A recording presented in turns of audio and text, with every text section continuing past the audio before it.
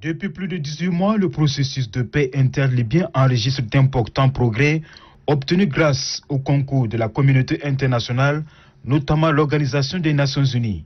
La feuille de route établie dans le cadre du Forum de dialogue politique interlibyen tenu à Tunis en novembre 2020 a fixé la date du 24 décembre 2021 pour la tenue des élections présidentielles et législatives inclusives, libres, justes et transparentes.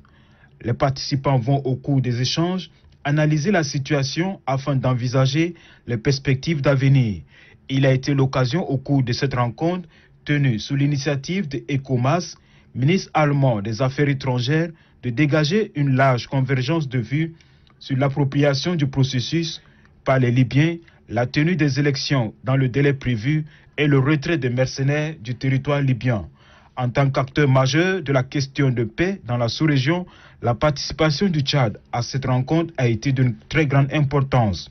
Après cette rencontre, le ministre des Affaires étrangères, l'ambassadeur Chérif Mamadzen, a eu une rencontre avec Mme Michelle Comix, sous-secrétaire et directrice exécutive du Centre de lutte contre le terrorisme des Nations Unies.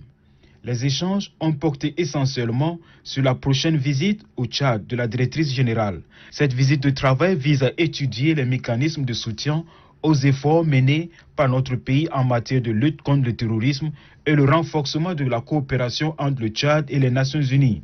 Le chef de la diplomatie tchadienne a aussi été reçu en audience par Jean-Pierre Lacroix, secrétaire général adjoint de l'ONU, chargé des opérations de maintien de la paix. L'entrevue a porté sur le renforcement du partenariat entre le Tchad et les Nations Unies, notamment la question du contingent tchadien à la mission des Nations Unies pour le Mali, MINUSMA.